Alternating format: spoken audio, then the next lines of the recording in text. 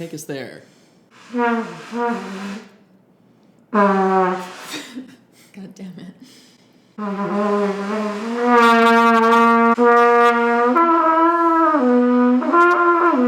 That's actually quite good scales for me. Thank you for that opening hymn. Not to brag, but I just started learning the trumpet yesterday. I'll let him bring us in for the real. This is the real intro.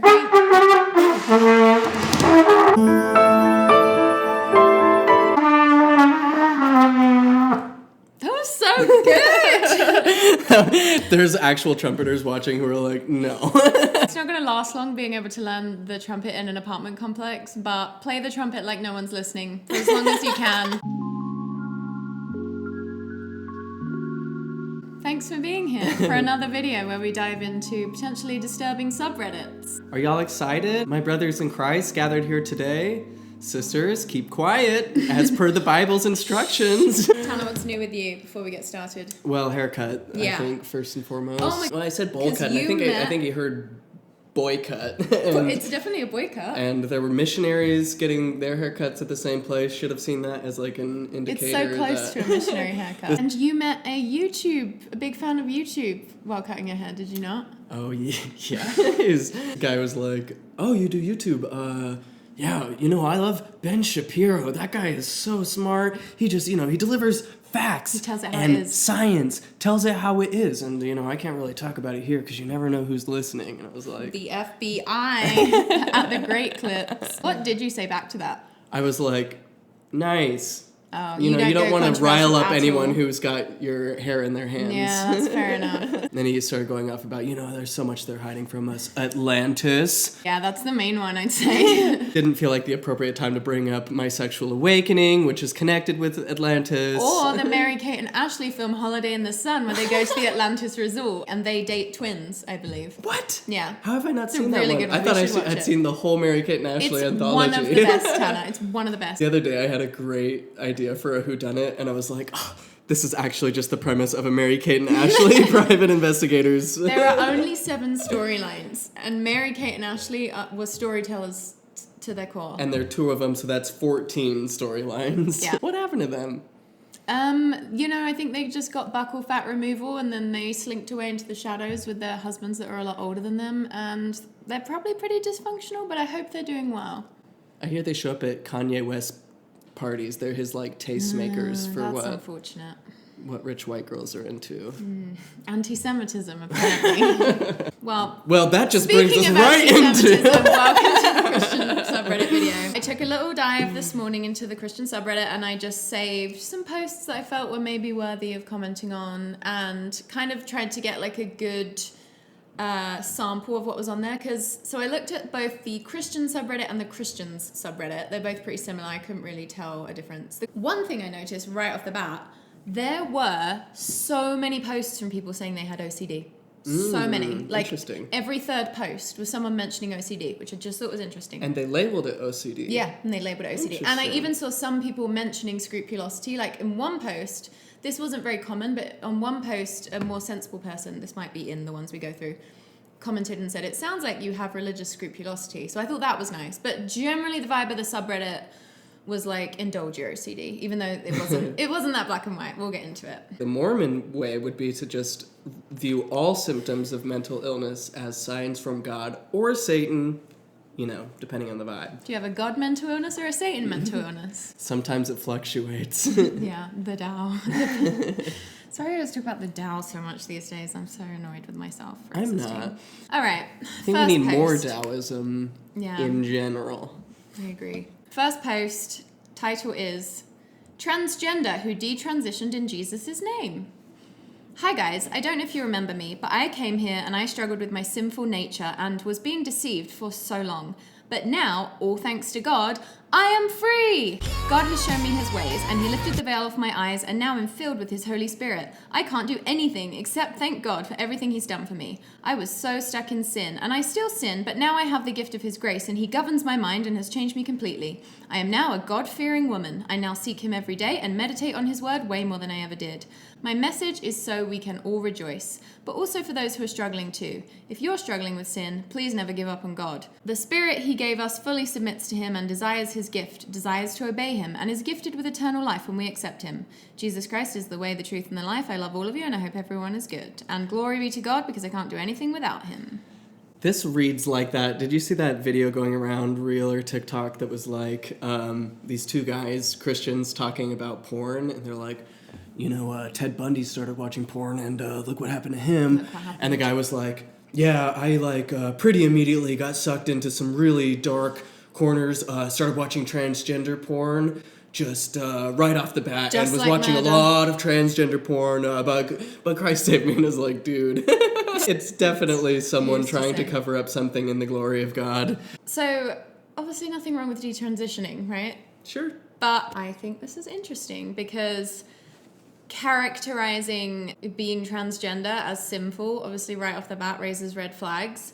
Instead of if you've been converted to this Christian way of thinking that you shouldn't change anything about yourself, you shouldn't try to transition basically. If you've suddenly bought into that logic, why does that also mean that you need to label a version of you that didn't feel that way as sinful? I feel like you can change your mind about something without feeling like it was sinful, because clearly your struggle was legitimate and you were there for it, so you should know that better than anyone, that it didn't come from a place of I don't know, but that's the thing, is I feel like it does all come back to Christianity often just making you hate yourself or feel like you're worthless, and so you're not able to even view your own experience that you went through, probably with pure intentions. You're not even able to have compassion for yourself who lived that experience. Yes. And you just call it sin. An indicative phrase there is more than I ever did before, when they were talking about meditating on his word and stuff, because it implies that it was something that they were doing for, which tells to me that they've always been in a Christian paradigm. Yeah, definitely a big theme with these posts. A lot of them, we'll go through it, but yeah, so many people will talk about how they strayed and their life was horrible without God, but it's essentially they came from Christianity. So and it's not uncommon to kind of stray from the things you were into in childhood. It's a normal part of development, and then just come back to them, because that's what's most deeply there. And you see that a lot, and then Christians are like, Jesus changed my life, and it's well, you just didn't find you swung from what I would consider to be this unhealthy organized religion into just maybe pure hedonism that wasn't concerned with degrees of harm or looking after yourself, and you just became self-destructive, and then you don't know how to find that middle way. By and large, Christianity is not giving people the tools to think critically or to discover new paradigms of thought. So it's you enter into a world unable to grapple with complexity and new ideas, and find the challenges and chaos of life overwhelming and easily run back, which is exactly what that whole scheme is set up for you to do. It's supposed to make you dysfunctional in the world, because the world is evil and you shouldn't be in it or shouldn't be of it. I think it's so funny how Christians hate all gender-informed rhetoric. They mock the usage of pronouns as if pronouns aren't just a normal everyday artifice of language that literally everyone, including Jesus, uses. I think it's so funny that they're you're not allowed to just make up what you are and just decide that you're this thing. It's all in your imagination. And then we'll, with a straight face, tell you that they are a timeless being of light that is in a eternal grapple between this deity figure and an evil being that nobody can see. It's if you think that that if you think transgender people are just engaged in magical thinking, essentially, then you have to be willing to look at your own. Come on. So the first comment on that post said, I detransitioned for God too. Someone else said, I also went through something similar, and I'm very glad I'm over that. I used to have very bad gender dysphoria, and then it just went away, just like that. It's awful how those groups convince you that you are something you're not. I don't think anyone's trying to convince anyone that they're anything, If anything, the LGBTQ plus community is about just being whatever you are and giving you the freedom and the power to describe and define your internal and external experience. Someone else said they also went through a similar thing, and they said, in my experience, I was under a lot of demonic influence, which makes me wonder how many other people with gender dysphoria are experiencing spiritual warfare as well. So that is just something to think about for our trans viewers. Could be demons. I am no longer identified as a woman. I am the church, the bride that is waiting for the bridegroom to come and fill me. Okay? It's totally different. This, totally smacks of Mac from It's Always Sunny. With God, anything is possible, so jot that down. You can't change from one thing another. You're born a vile sinner and then changed into a servant of God. That's the only change that's allowed. Okay, another post. I was gay, but God helped, lol. I appreciate the lol in the end. Yeah. Hi, I'm an ex-gay. I don't think I was ever actually gay, but instead I was being influenced. My mum had a talk with me, and I'm glad she did, because she helped me realise I was being influenced. So yeah, just want to know if anyone else had an experience similar. Would love to see the fast forward 5 years. I bet that talk with the mum was really healthy. Oh, yeah. Just cleared up everything. Powerful talk from a mom there. Also, I don't know how old this person is, but obviously it's normal as a teenager or, really at any age you can question whether you're gay.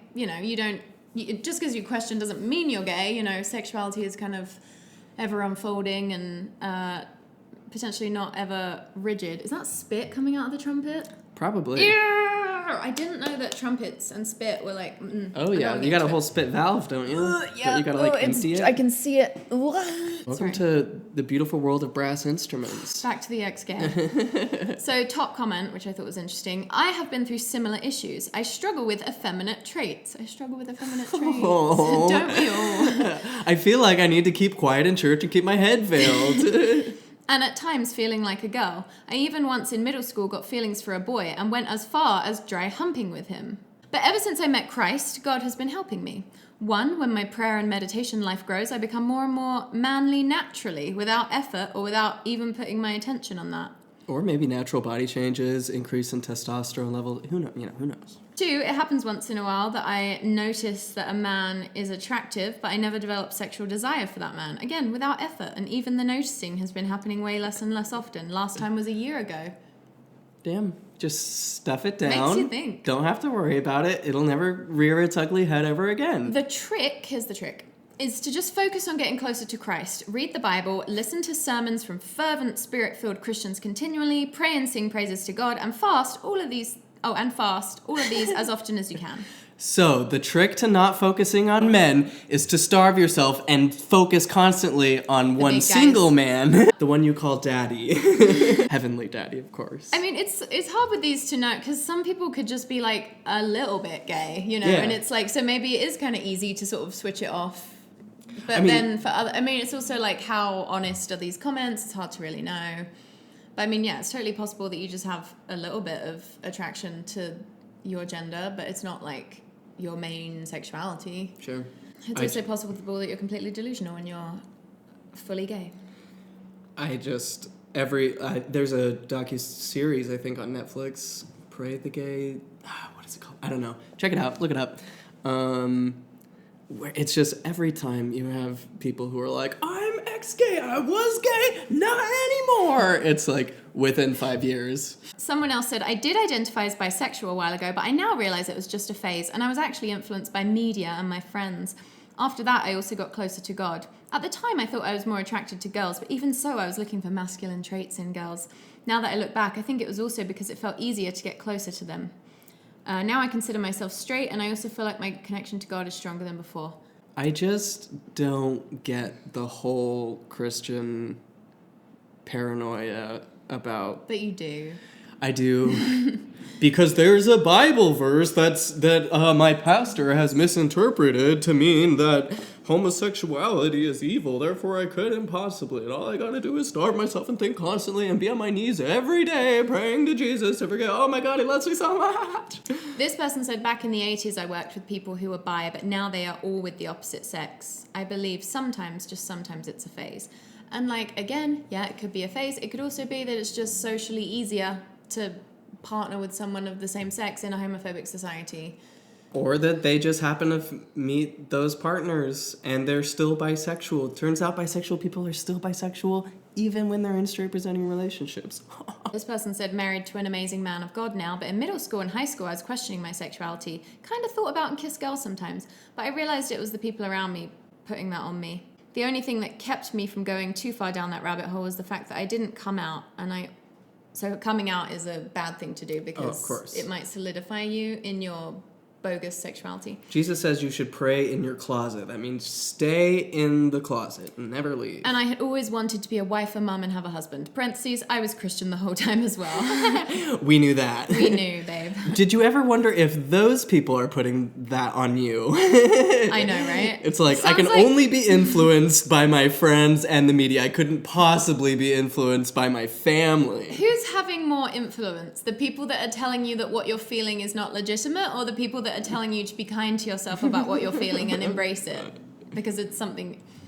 Someone else said, I'm a Christian lesbian, but I'm happy you are now what you feel is supposed to be right. And someone commented on that and said, not really a thing. I can't be a Christian lesbian, sorry. A bunch of comments from people just saying, same thing, I used to be gay, but now I'm not. Jesus Christ took it away from me. Can we just clarify that the interpretation in the Bible of homosexuality being a sin, which it does not explicitly state, there are letters from Paul, and first of all, who the fuck is Paul? No one gives a shit about Paul. Paul is literally some guy who never met Jesus in his whole goddamn life. He was just a fucking Greek who one day was like, whoa, Jesus, and then everyone's like, I guess whatever he says is the most important thing in the world, and they wrote down his letters. Whoop-de-doo. He's literally some guy. Peter, the guy who walked and talked with Christ, didn't even like Paul because Paul was just like acting like he was an apostle and telling people what they could and couldn't do, and Peter was like, wow, this is not, like, I'm the guy. He wrote about sexual deviancy. I forget the official, like, original Greek word,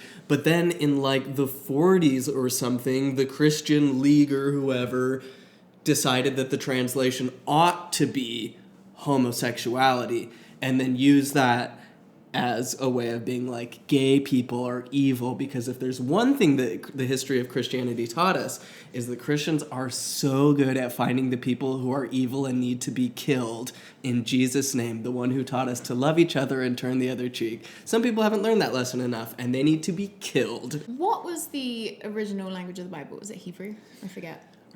So Jesus would have spoken Aramaic, and then centuries later, people start writing in Greek the stories that they heard about Jesus. Yeah, but wasn't something...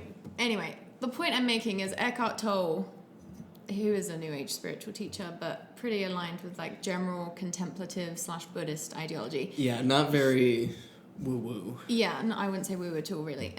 He says that the original sort of definition of sin was like that which takes you out of the truth of the whole, the truth of oneness, basically, like that which alienates you from the interconnectedness of all things, or, you know, like what could be considered like the ultimate truth.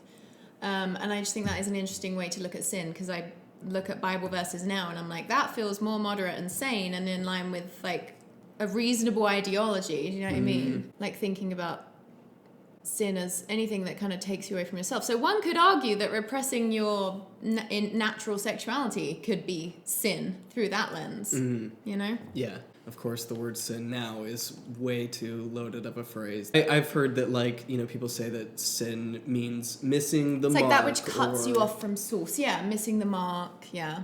Not like you're a piece of shit and you need to hate yourself for it.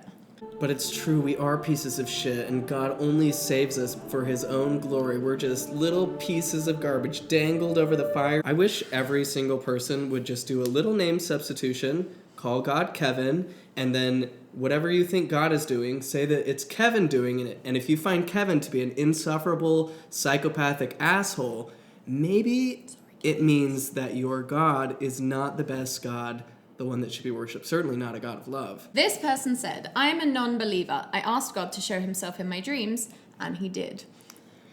Right away when I hear that title, I'm like, if you're already petitioning a being that you feel like comes closest to what might be there, then that's probably the being that's going to come to you in a dream. If your mind is saying, you know, it would sure be nice to feel like there was a God who was out there and cares about me, then I think it's pretty likely that your subconscious can produce that for you in dreams. Like, if we know anything... Obviously, our dreams manifest the things that we've been processing during the day, and anything that you direct cognitive focus to is probably going to show up in your dreams. I have the best example of this. I recently bought a pepper spray keychain. Have I already talked about this on the channel? I don't think about the channel. You told me about it though. I bought a pepper spray keychain, right? I'm kind of like a general, like I get a little bit anxious, especially in America. I feel quite safe in England, but in America, I get a little bit spooked. So I was like, it's good to have a little self-defense thing. I can just put it on my keychain, forget about it.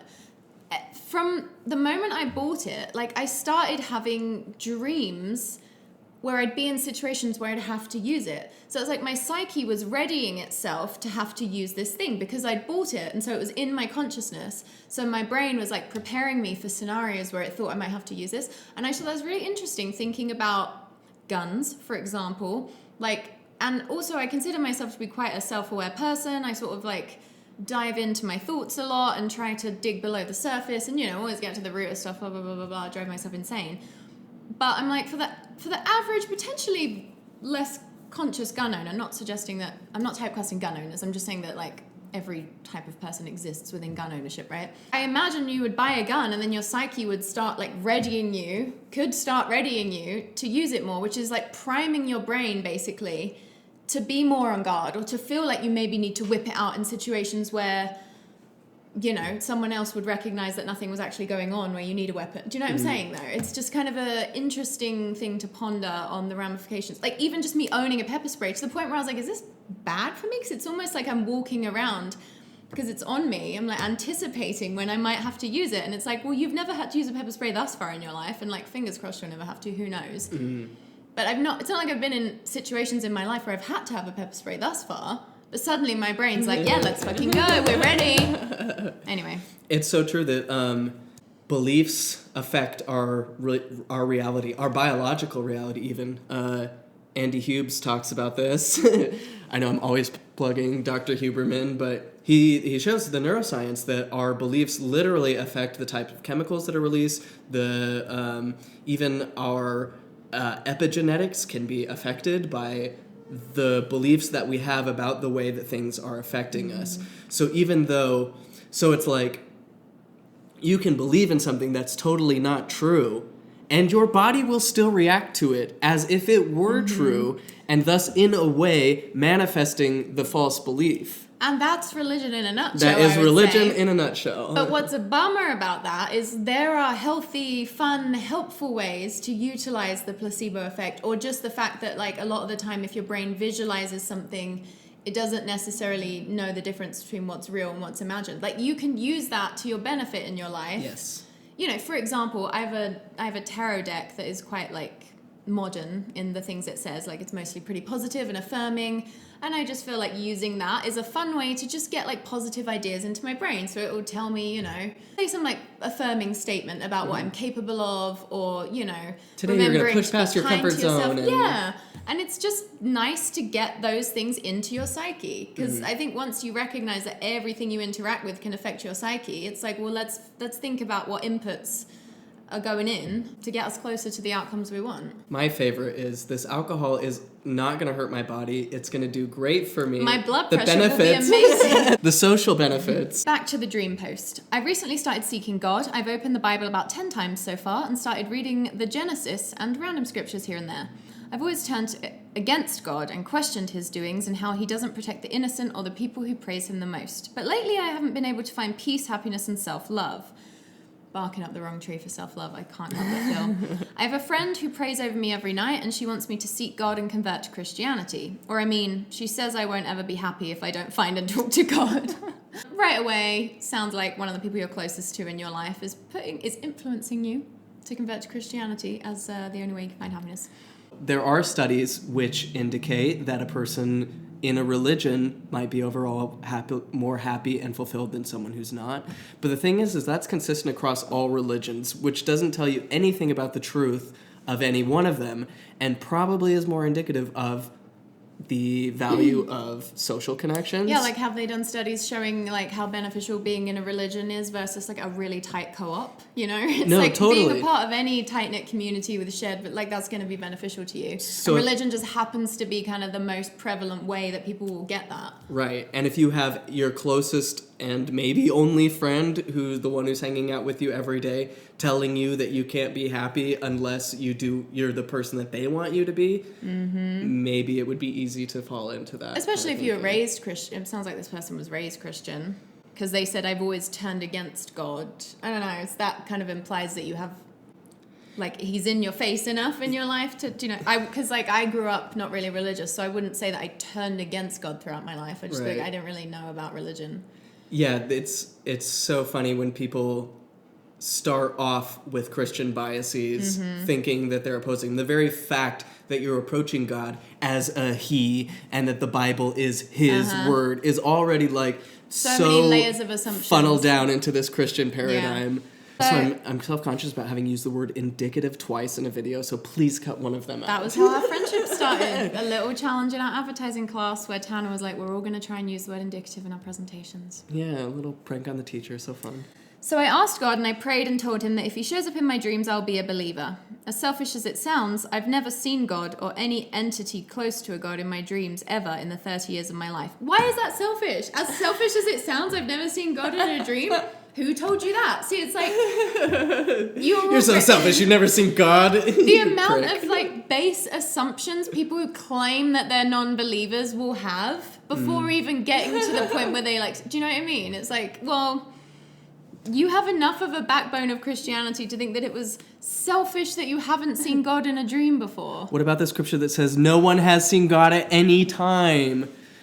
This person said, so after maybe 2 months, I have the dream. It started off as a nightmare. The setting was in my bedroom, and it was more focused on a door. My mum, who is Buddhist, is on the other side of the door, and I'm falling, and she's trying to reach out through the door and grab me, but nothing's working. But then the door floats and rotates around, and I feel like I'm about to get swallowed into a deep hole, and my vision was going black by the second. Here's where God finally shows himself. The next thing I do is gently say the word Jesus, and everything stops. I'm saved, and I feel safe, and that's when I woke up. So you didn't see Jesus? And also it just sounds like your brain has enough base layers of Christianity in it that when you really come up against the darkness in your subconscious, there's a part of your brain that is like, okay, well, the highest truth is Christianity, so say Jesus right now. Like all that's telling us is like how your psyche's been like built over your life. Oh, this is an obvious confirmation bias. It's like if you try to think of, I went through a phase of doing like lucid dreaming where you try to train your brain to have certain images or experiences while you're sleeping, and it totally works. Anything that you focus on. I had like timers every day to remind me to think of whatever. You love a timer. I do love a good timer.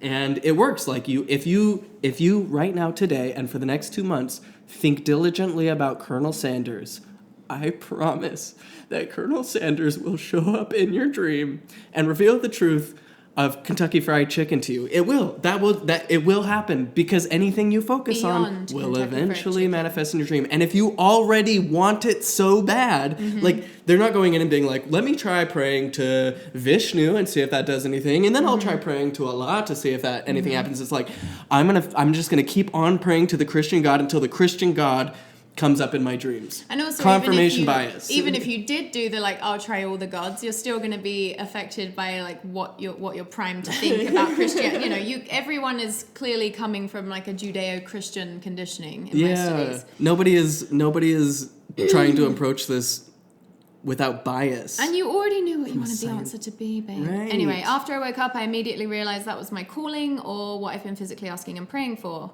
Or what I've been asking and praying for. This sounds like me on my mission, like anything, please give me any hint that what I'm doing is right. Oh my God, I had a dream. I've never in my life had something like this happen where I even mention God or Jesus' name in my dream. I rarely, and I don't even think about him showing himself in my dream, even though I've prayed and asked for him to show himself. You just talked about how you can't do anything but pray and ask for it. So it wasn't like I was forcing the dream to happen. You were. Well, I think it was like 2 months passed and they didn't think about it too much and then they had the dream. But it's like, again, stuff can come up at any time. Obviously, an internal desire. Someone said, back when I was an unbeliever, calling out to Jesus made my sleep paralysis stop. Shortly after, I started on the way towards salvation. The way is Jesus Christ. Okay, I've had an experience with this as well, where I was Mormon and I had a lot of sleep paralysis at this one particular time. I think because I was dealing with a lot of self-hatred.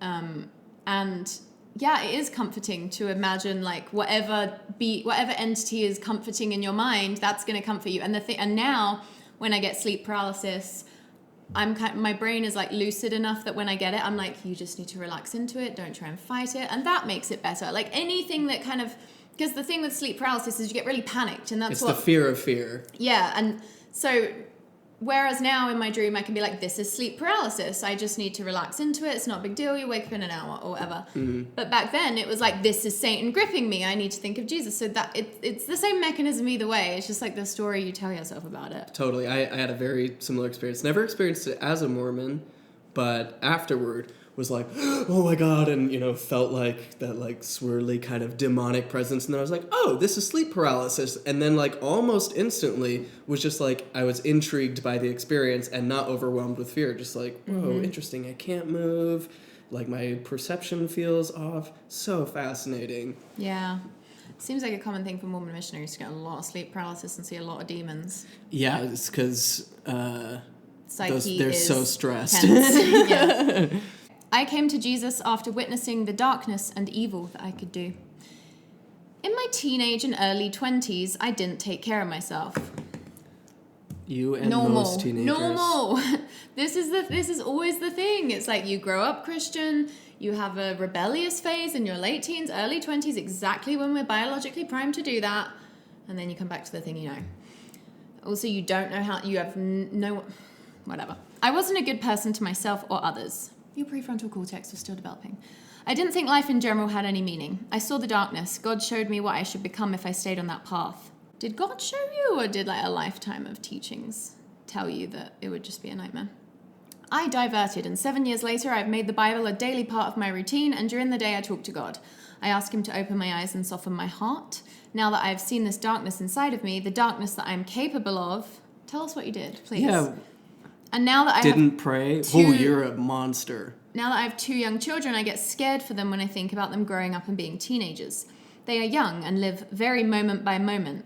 God has shown me that I need to learn to do that from them. Oh, okay, cool. It seems like the devil has more tricks now than when I was a teenager. He's been studying, brushing up, and they're illusions. Couldn't possibly be the fact that access to information and alternate viewpoints has exponentially increased. No, the devil has got exponentially smarter in alignment with technology. I mean, I guess that is something to see it. I know I should fear no man and have faith in his plans for my babies. I never want them to debase their body and mind the way I did. So already just involving yourself in your kids' potential sex lives that haven't even started yet, maybe. I had a quote from the third Narnia movie.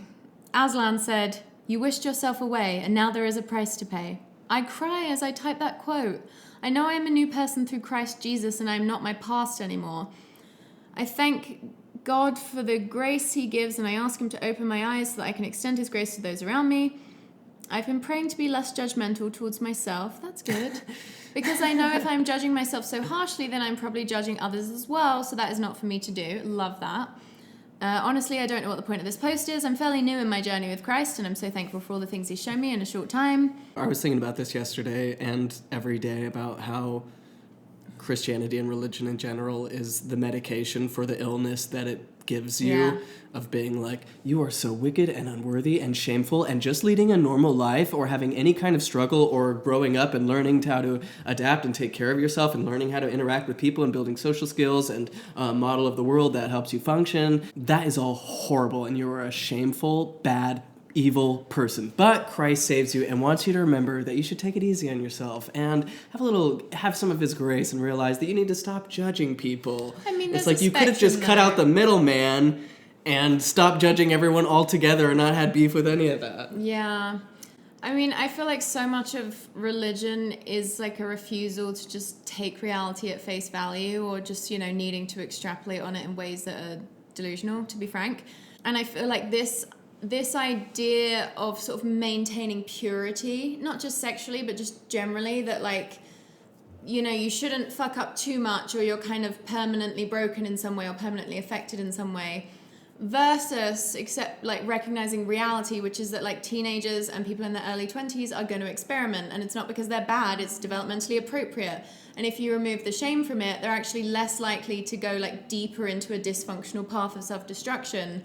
You know what I mean? Like the typical, if you're going to drink, have a beer with your mother and I in the house, versus going out and getting trashed with your friends and then being too scared to tell us that you did that, so you let a friend drive you drunk home. You know, it's like, again, degrees of harm aren't taken into account. It's all just like Christian versus not Christian. And I just feel like that all just really does people dirty and gets them into more dangerous situations. But in their mind, it's all about staying as pure as you possibly can and not doing anything sexual. And that's what will help you have sexual safety. And it's like, I feel like what helps you have sexual safety is like learning to listen to yourself and to feel out for yourself what the things are saying. You know what I'm saying? Like, it's instead of imposing this arbitrary idea of like sex is safe when it's in marriage. Well, we know that that's not true, because tons of Christians have had horrifying experiences of marital rape, or just generally not feeling safe in their sexual experiences as a spouse. Am I going off? I feel like I'm just losing it. Anyway, this person does seem... Okay, so listen to this story though. This is still part of the same one. I have a little girl who looks up to me in ways that I cannot imagine because I did not grow up with a mother. She is wise and curious. She saw the bitten apple on the iPhone and said to herself, an apple, and someone took a bite out of it. Who ate it? I said, humanity did. I mean, that's the kind of shit that like will stay in your psyche for a long time. You know, it just goes to show how early kids are having their brains primed for Christianity. You know, like these are foundational beliefs that they're gonna just sort of accept as true. And we're, again, just talking about a corporate logo that you are projecting Christianity on. Humanity bit the apple. She is so curious, and that is not a bad thing, but can sometimes cause trouble during the teen years. I study/read something called conscious parenting. That sounds good, just based on that title. And I found our bond to be stronger since I've slowly been letting go of control, which is not mine to have, but God's. See, it's like so close. This person seems like a nice person who is trying their best. It just sounds like this person is really just feeling, coming up against the reality that you can't control your teenagers. I mean, you can hopefully set healthy parameters and teach them in healthy ways so that they don't push the lines in a way that would be genuinely harmful. But yes, and then early 20s, you really lose control, ideally, kind of. You know what I'm saying? Because people have to individuate, make their own decisions, and making bad decisions is an important part of learning to make good decisions. And I know that every parent wants the best for their children, and that's obviously fine and good. But I do think just being too invested in the things your child does or becomes, especially in terms of beliefs, is like fundamentally quite codependent. You know, feeling like your child is a failure or is not doing well if they don't become a Christian, that's codependent, not conscious parenting. Yeah, and Christianity is, I mean, like, for every person who leaves their awful, sinful, wicked ways and finds refuge in the arms of Christ, and he helps them through addictions or through sorrows or temptations or whatever, there's a gajillion other people who found peace of mind and community and healthy living all without Christ's help or without Christianity as an institution. And so to be like, Christ is the only way and all other ways are wrong and you can never be happy, it's like you're just actually just refusing to have any empathy.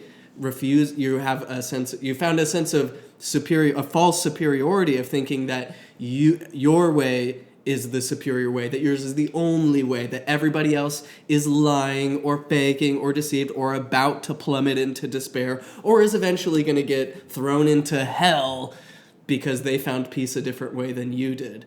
It's just absurd.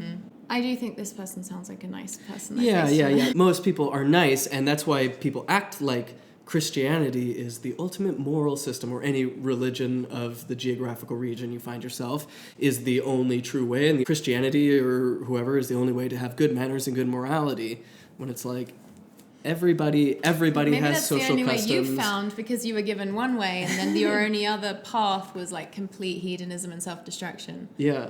So you genuinely didn't find another way because you just went back to that way. So, but it's like the classic juvenile thinking that just because something worked for you or speaks to you, it's right for everyone. Just there's the need to extrapolate so insanely and to think that something that is good for you is good for everyone. Especially when that thing is an imaginary relationship, because I'm sorry, you are not in a relationship with Jesus Christ. What's his favorite color? What's his favorite food? What's his favorite outfit to wear out? You have no idea, because your relationship is totally one way, because everyone can conjure good feelings in their body by thinking about their most well-intentioned thoughts. We all experience it. You're not special for being a Christian. I'm sorry. But there are those people, Mormons, and I'm sure Christians as well, who are like, me and God joke around. It's like, that's so funny, because he's like such a piece of shit when he talks to other people in the congregation. So it's like, title, Slipping Away.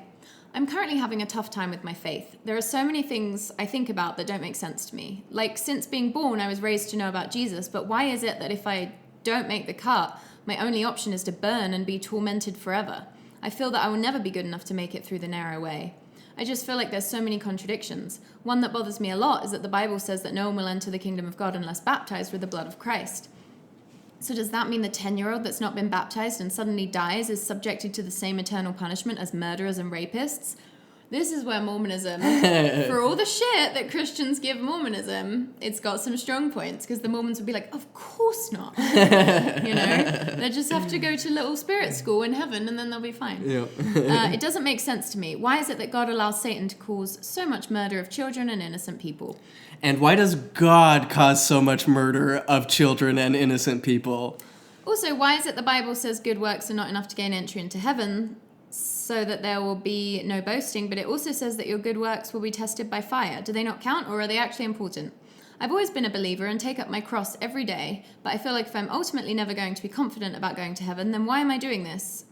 If I am just going to eternal torment anyway. I'm just very frustrated, and I always ask for help from him to instill in me 100% confidence, but I never receive a dream or any kind of vision like others do. Again, revealing a fundamental problem with religions like Christianity, which is like, even thinking that it's healthy to seek 100% confidence in anything, I think is missing the mark. Mm-hmm. Sinning, if you will. That won't end up with you burning in a lake of fire and brimstone for all eternity. Yeah. Like, what an unhealthy mindset. It's child abuse to teach your children they're going to go to hell. That's psychopathy. Again, Kevin test. Kevin says if I don't talk to him for a couple days, I risk burning alive for all eternity. Well, Kevin's a douchebag, and maybe he should try to have a better relationship with you. He sounds like a psychopath. Also, for contrast, let's take Buddhism. Obviously, every religion has been turned into organized versions of itself that are problematic. We're not denying that. But didn't the Buddha constantly talk about how, as much as he gave all these teachings, he was also pretty adamant about people not looking to him too much, and that he ultimately wasn't teaching anything that you should just be 100% certain in.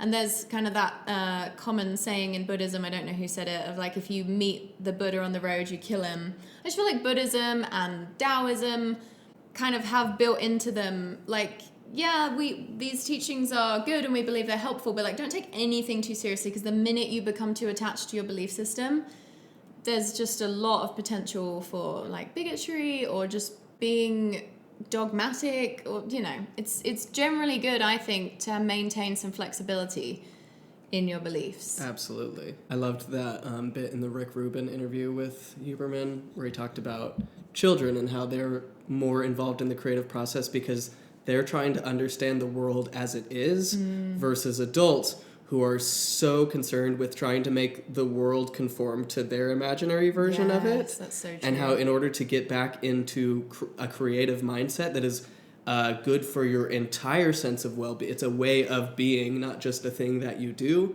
You have to get back into that mindset where you're trying to perceive the world as it is and not as you wish it were.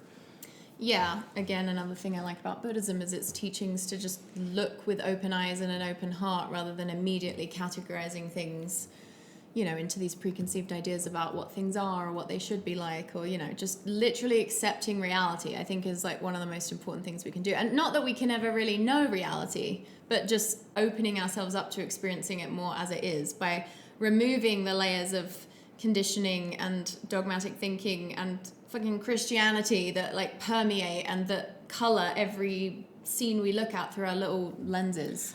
I want to use another Buddhist lesson of the fingers the finger pointing at the moon, the Buddhists say the finger pointing at the moon isn't the moon.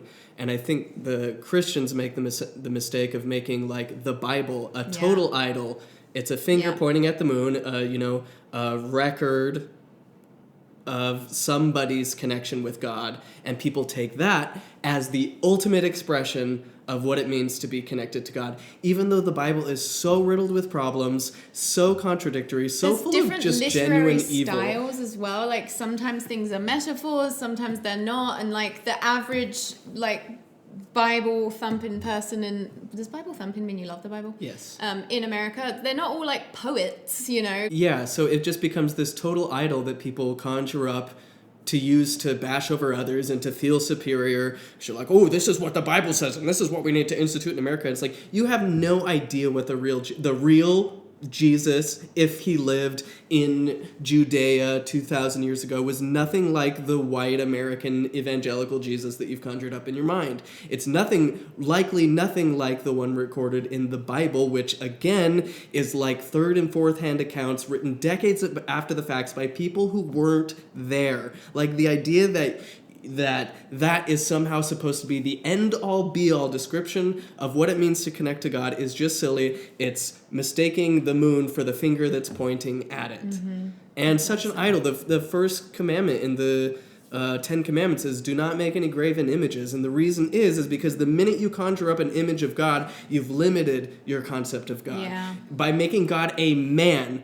you're now going to see God through a framework of male superiority. You have made a graven image, an idol in your mind of what you think God is. Oh, you think Jesus is God? Okay, well then you've created an idol of Jesus in your brain that's limited by these like hand-down, mistranslated and poorly interpreted texts.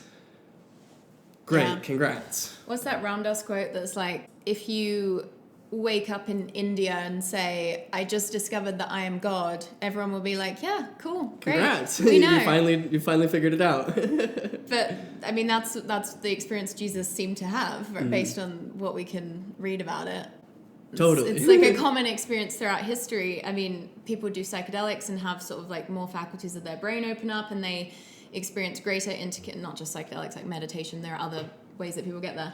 But these experiences of feeling one with all things and feeling like the only truth is just I am. Sorry, I feel like I didn't do a good job. No, I love that. I am that I am. Like that's... But that's a deep truth that we've both come to recognize after leaving religion. Mm-hmm. That was just like just words to me as a Christian or as a Mormon. Mm-hmm. Like, I am that I am. Okay.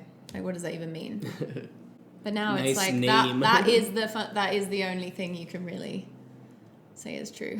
Uh-huh. The person's response to this person saying they're slipping away is praying for you. Spiritual warfare is real, my friend. The enemy wants you this way. This was a common theme in the subreddit, is just saying that things are spiritual warfare, you know.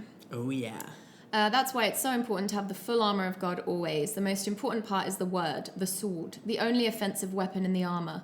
I would recommend a verse-by-verse Bible study about those concerns you have. This is just like if you're struggling with Scientology and you go to some superior, they'll tell you to read some L. Ron Hubbard book repeatedly. Or if you're in Nexium, they'll tell you to study, the principles of...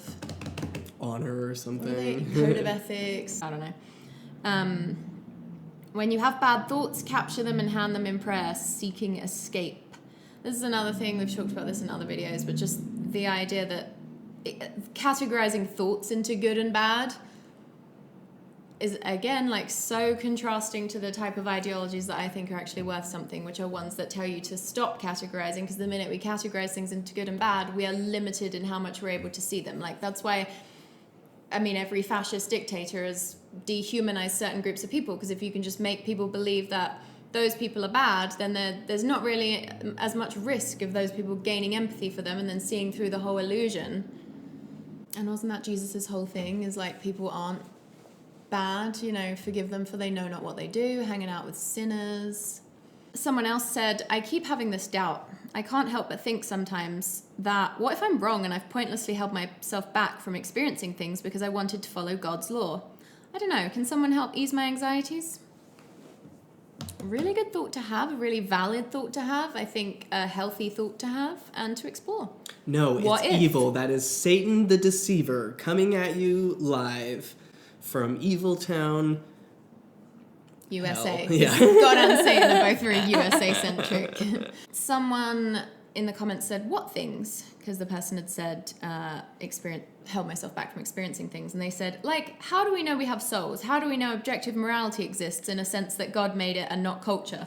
That's a really good question. Such It's crazy good that you would questions. identify as a soul when you are obviously just a carnal being. Such a bummer that they're bringing these thoughts to the Christian subreddit. How come God doesn't do these giant miracles like it is told in the Bible? I don't see any seas being split or blind spontaneously being able to see again. Or what about talking in tongues? It says that's a gift of the Spirit, but not one Christian I know has the gift.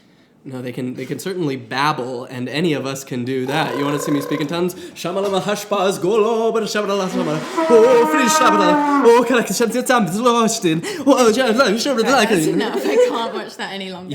You can't stand in the presence of the Almighty and witness That His is wonders. true, though. I've always said that. The top comment to that comment we just read was, I think the very fact that you can question if we have souls or not is proof that you have a soul.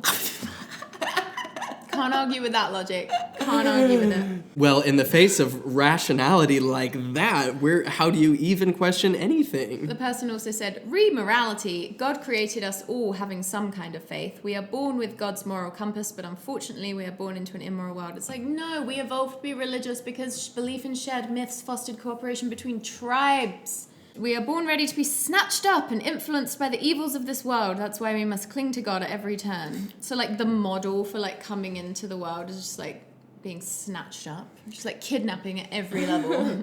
Again, because people have been socialized from birth to believe that Christianity is the only way and that it's so innate in everybody. Go to a Muslim country and tell them that Christianity is so innate and see their reaction. Go to a Scandinavian country and ask them how innate their belief in God is. Please go to a Scandinavian country. No, it's a socialist hellscape out there. Satan is just dancing in tap shoes over there. He's good at tap. He's Good is. at You tap. have to give him that. That's one of his many tricks. Another person, if we lose the gospel, we lose everything. I did a TikTok. This is like our most viewed TikTok, I think, where I said, if you're in if you leave your religion and you lose everything, that is a cult. I just feel like that's relevant here. Absolutely. The gospel can never be a side issue in our lives because it is the power of God unto salvation.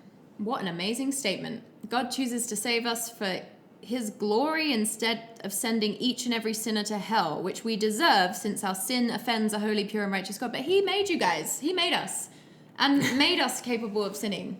I didn't eat the apple. Let's apply the Kevin test. Kevin has a kid. He's worried that if his kid makes a mistake, he ought to burn in hell for eternity. Kevin sounds like a bad parent. Kevin shouldn't have kids. No, Kevin shouldn't be worshipped. Kevin's so merciful, though, because Kevin set up a system where as long as they constantly, obsessively worship Kevin... Worship throughout the their son whole that life, Kevin killed for his other kids. He might let it slide. He might let it slide. But don't get too comfortable. Kevin could strike at any moment. And he might not be pleased with your offering. I'm so sorry, Kevin, for saying bad things about you, Kevin. I know that, Kevin, you are merciful, Kevin. I just read 2 Charles Bukowski books, so bad parenting Brave in is fresh on my mind. 2022. I know, thank you. Reading Simone Bouvier and... I contain multitudes, okay? The Tao, all is one. You cannot have the Simone de Beauvoir without the Charles Bukowski. Anyway, in that book, he grew up it's like a semi-autobiographical account of Charles Bukowski, the writer's life, and he grew up in the Great Depression. His dad was basically just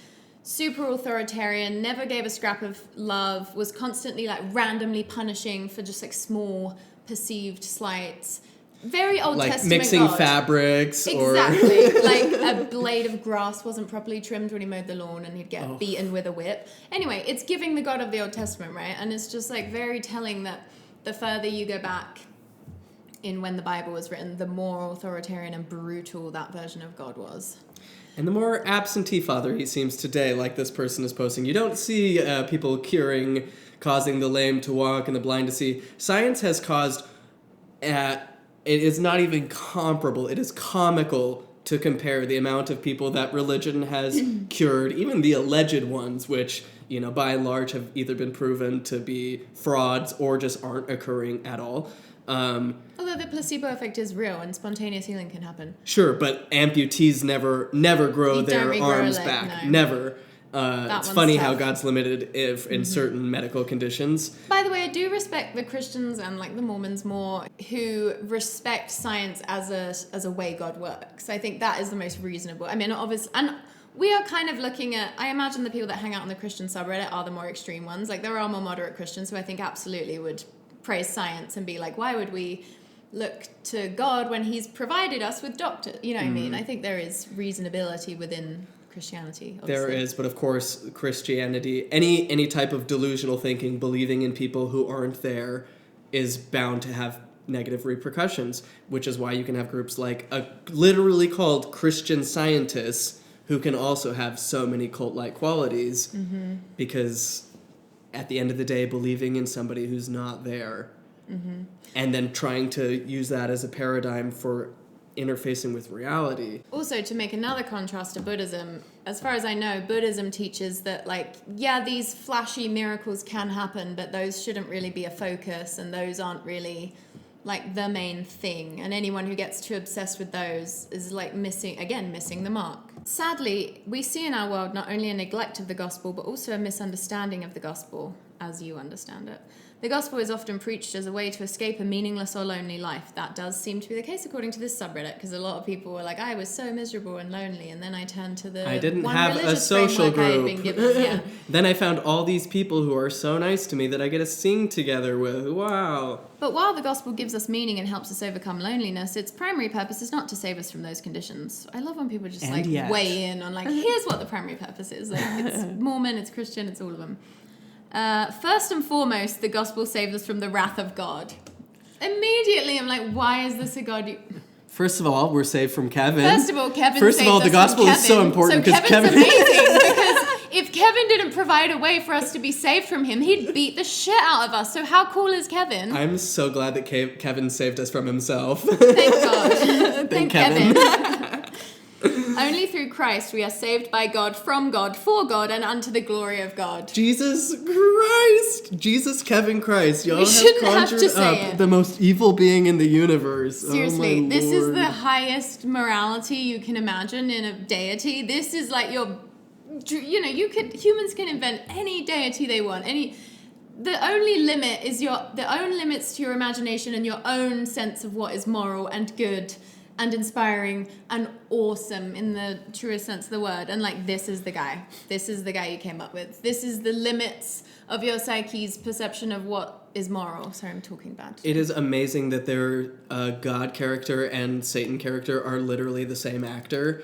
It's like the devil, the destroyer, who wants us to burn in hell for all eternity. The God, the savior, who wants us to burn in hell for all eternity. But if we worship him for no reason, then he won't. That's so nice. Why do we worship him? Because if we don't, we won't be then saved he'll from his destroy wrath. us. Even if somehow Christianity is sort of true in the sense that there is like this God, and it's like, how do you know you're not in just some simulation where you're being had? You're in the Matrix, man. It's like you're just accepting that just because there is this like higher, more powerful being who you're supposed to worship, that like he's good. Do you know what I'm saying? Yeah, it's like that feels like really flimsy based on what we see in the Bible. Look, I mean, if you just dive into the history of the teachings on hell and the devil, you find out very quickly that it is an invention by religious leaders to keep people so afraid of making one little tiny mistake that they keep showing up and paying to religion, the people who are making a killing off of your horrific and just existential fear. I also think it's very telling, if we're bringing this into like a socioeconomics level, that let's bring it there. How most people who are religious look at the world and say, I wouldn't want to live in this unless there was some other reason for this. So we can acknowledge that things are so bad that I have to believe that there's this whole other scheme going on. And how sad that is, that it's like we literally could be making this life so wonderful and beautiful and colorful and diverse and wild and wonderful, and yet we just look at it with such abhorrence and cling to these ancient fairy tales because that seems preferable to dealing with reality as it is, which only keep the problem going. I mean, we both know firsthand, you more intensely because you grew up Mormon, what it is like to just be taught for so long that the only way to find meaning and purpose and joy is, through having this religious system, that when you lose it, or even when you contemplate losing it as a hypothetical, it does feel like there's no reason to live and like nothing's worth it. Like Mormons constantly, I've heard so many Mormons say, including myself, if I found out the gospel wasn't true, I'd kill myself. And it's like, that is revealing a truth about organized religion and high control groups, which is that they make you so psychologically dependent on them that you literally would be nothing without them. And you do have to rebuild your sense of self, or build it for the first time, as is often the case. And is an important part, I think, of like becoming a psychologically mature adult. And a spiritually mature adult, if you want to go there. Which is why Jesus said, if you want to find your life, you got to lose it. Like, seriously, I really feel like, as everyone's like, I'm a real Christian, you're not. I'm like, I feel like more of a real Christian than most Christians, because I feel like since losing Christianity and losing that identity and losing that paradigm, and in favor of better systems, better thinking and paradigms about the world, more self-acceptance, I'm able to understand what Christ actually said on a personal level, and not just like on a faith, someday it'll all make sense and I just have to be rigid and obedient until that great day. It's like, I feel like I know what he was talking about because I've experienced it. I don't think Jesus came to have a bunch of people become Christians. He was like the Buddha, wanted everybody to be Buddha, wanted everybody to be Christ, wanted everyone to have their own awakening, everyone to experience that universal empathy and connection. And yet people have turned it into this, like, you don't wear the right hat, you're not on the right team, therefore you're going to burn in hell forever. Just like Jesus. If you Google, like, comparisons between what the Buddha taught and what Jesus taught, it's really fun to see how similar a lot of teachings are. And it extends way beyond those two. There's people in all kinds of religious and contemplative traditions that have taught those similar concepts in the language of their day and through the cultural frameworks of their day. And Jesus certainly was not removed from his own cultural programming. Who could be back then, especially? I mean, we kind of are pretty early on in human history of where you're allowed to kind of have beliefs that are separate from your culture. I mean, there's still ways that culture shapes all of us, and that we've, certain things are still less able to be questioned within our societies, but it is wild how far we've come from tribal thinking. We're still very, very, very tribal, but like, especially me and you and a lot of people watching, like the areas where we live, I mean, there's hardly ever been a better, more free time in terms of thinking. There's, I'm trying to remember his last name, Ken Wilber, who wrote Integral Psychology and a few other like spiritual psychology theory books. Anyway, he talks about growing these degrees with enlightenment, as it were, that people can have these universalizing experience, but depending on where they are in their psychological development, will interpret those experiences differently. Yes. So one person can have that universalizing experience and be like, whoa, I am God and everything is God. People with a different framework can have that exact same experience and be like, I am literally Jesus Christ. Yeah. And then other people can have that same constantly. Right. Yeah. So telling. So telling. So it's not just about, people will have some kind of strong emotional experience and be like, wow, this means something. And it's like, well, not necessarily, because people have had that exact same experience and interpreted it totally differently. Someone said, why do non-Christians seem to have better lives? That is a good question. Again, good valid question. Because they're deceived. They're only pretending, or they're getting in their laughs right now, ha ha ha ha. But in the future, we're going to see them from our little viewpoint on heaven. We're going to be up on the clouds, strumming that little harp, and we're going to be watching them burn, and it is going to be fucking hilarious. Any Christian who leaves us a comment where it's clear that they would delight in us suffering, when we die and meet God, then I'm like, I feel like that's going to disqualify you from getting to the spot you want with God. Because I don't hunger to see you suffer. just because you're a different religion to me and, you know, you believe things that I believe are harmful or wrong, it doesn't mean I want you to suffer. Like, I still respect you as a person and want you to live your best life. The vitriol with which people want to disagree. I'm like, you think you're getting into heaven with that mouth? Doubt it. It's like people can never just disagree with us. Actually, you know, sometimes it happens where someone, you know, brings up a thing that we maybe said or could use some more information. And we even have some Christian patrons who are lovely. Sure. Yeah, I got no beef. Sorry, I feel like I've been a little feisty today, but yeah, how often that it's you guys are wrong, and I can't wait to see your lives fall apart, and you come crawling back to us. It's like Psycho Kevin has created a million other little Psycho Kevins in his image, and totally antithetical to the God of love, to the Christ of forgiveness and human compassion. So they said, I know this is a toxic mindset to have, but sometimes it feels like non-Christians are getting all the awards in life. That is so toxic. I want to be happy for them, but sometimes I can't. I hate that I'm struggling. I know you shouldn't be a Christian just to get prizes or the good life. No, you should just do it to avoid God's wrath. Yeah, like everybody else. It's just difficult. I know people who have harmed me in every way possible, and they are living it up. At times, I just want to see their life crumble into pieces. I know it's ungodly, and I'm not going to act like the perfect Christian. If you have advice, please comment. Oh my God, I have so much to say about this one. Oh, yeah. The first thing that comes to mind is they said there have been people who have harmed me in every way possible, and they're living it up. And obviously, we don't know what that actually means, but let's just suppose they took the Lord's name in vain in front of me. They're literally causing me so much anguish. Right, but let's just suppose that these people actually did harm this person. I feel like this is accidentally becoming a Buddhist propaganda video, but like I was just listening to a podcast, the 10% Happier podcast, one of my favorites, with Jack Kornfield, who's a sort of Western Buddhist meditation teacher and trained monk.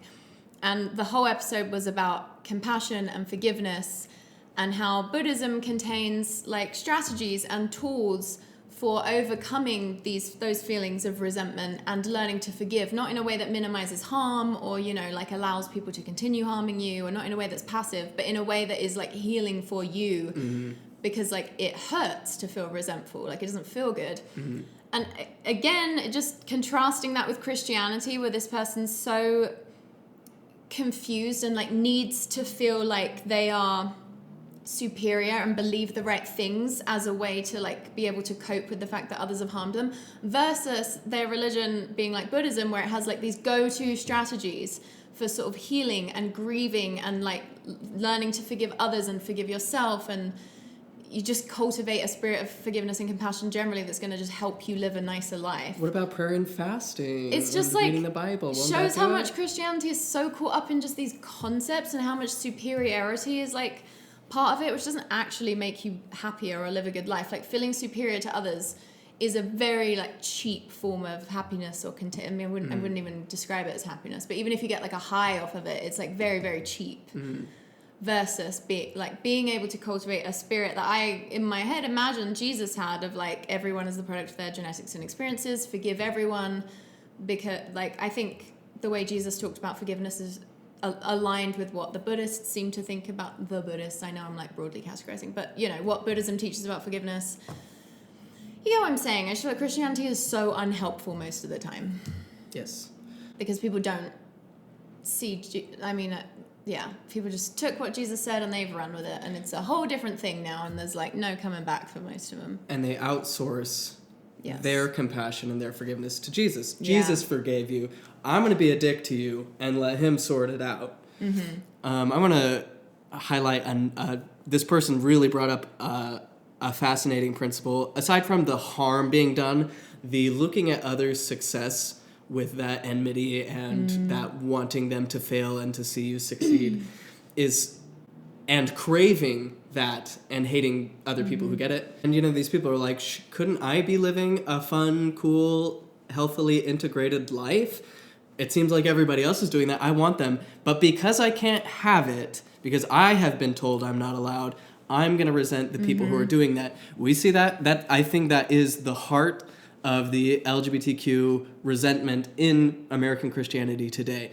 And it's sort of a trope at this point, but it is true, an observable phenomenon that a lot of the people who are most outspoken against gay people are people who have been caught doing gay acts on the sly, and who have Ex-gays. so much resentment, ex-gays, who have so much resentment for themselves and the fact that they're not allowed to be out, they're not allowed to be having fun and being, because they're so bound by their culture and their family and their wife and whoever, that they'll lose their money and their fellowship and their salvation or whatever. Yeah. They're not allowed to do it, so therefore nobody is allowed to do it.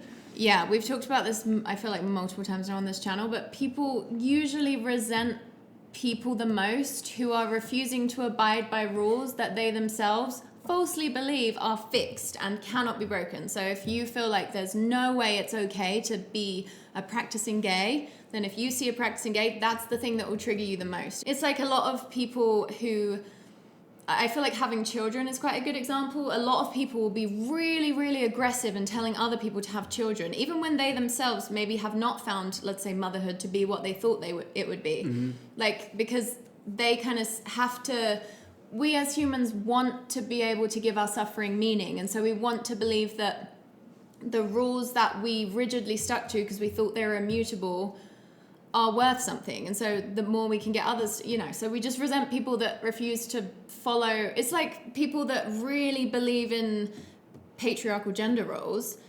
That's why they're so irritated and infuriated and repulsed by people who don't, because in their minds that is the way. And I think a big part of it is also they have suffered because of their adherence to those like perceived fixed gender roles throughout their life. And so that, I think that is like one of the biggest pieces of it, is the suffering and wanting your suffering to have meaning. And if it was never really a true rule to begin with, then what's all this been for? Yes. Why have I been such a manly man and like repressed my feelings and never cried? And it's obviously all way more below the surface than that. But Alok talks about that a lot, how people will come up to them and say like, when I was a kid, I used to wear my mom's dresses, and they'll say, what happened? And the person can't even express, and Alok says like, there is a wound that can't even be described. It can't even be acknowledged. This hurt that therefore gets projected onto other people, exactly like you said. And it's not even conscious. It's just like, I have been squelched. I have been put down.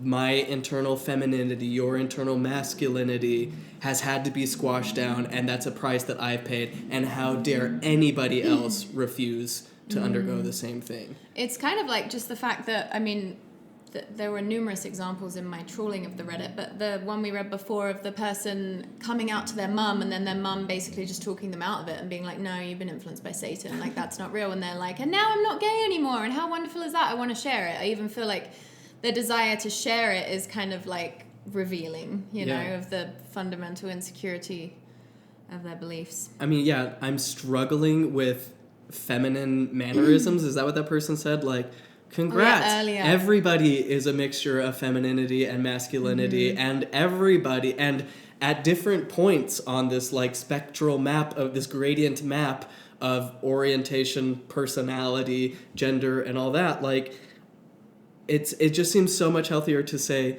yes, I have observed different characteristics in me and personality traits that differ from Alpha Joe beard guy over there. Like, I'm obviously a different person than him, and that's okay. Mm-hmm. I feel like I have to interject at this point to say the thing that we always say, which is, when people say to us, you threw Jesus out with the baby out with the bathwater. Like, you stopped believing in Mormonism, which was obviously a deception of Satan, but then you've given up completely on God. And it's like, really what it comes down to is that the critical thinking obtained and the critical thinking skills obtained during the deconstruction of Mormonism, when applied to Christianity, also dissolve Christianity. If you can realize the reasons that the Book of Mormon isn't true, that none of it lines up with what we know about the ancient world, that all the language differences and the anachronisms and the problems with the process through which it came about, and all the subsequent abuses from its misinterpretation are so problematic as to be totally discounted as authentic or valuable, those same things applied to Christianity do the same thing. You realize, the Bible is a process that has undergone so many changes and so many misinterpretations and so many authors, many of them claiming to be people they weren't, like the books of Isaiah.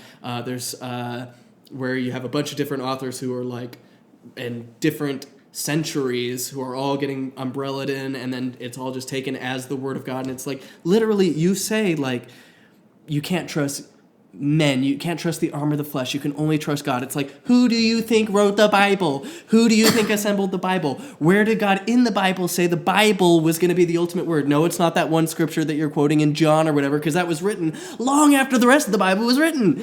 Like, New haircut Tanner is on fire. I feel it's good. Full of twink like passion and fury. This has gone so long, and we do have more, but I just think we need to cut off somewhere. So I just wanted to end on a kind of a nice one. This person says, please pray for my cat Rosie. Please pray for her to get better. She means a lot to me. Thank you. And then there are a lot of people in the comments saying they're praying for Rosie. So I just thought we could all send some good vibes to Rosie. This was only one day ago.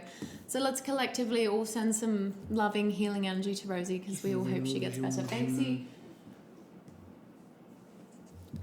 From our feline community to yours. We love you, Rosie.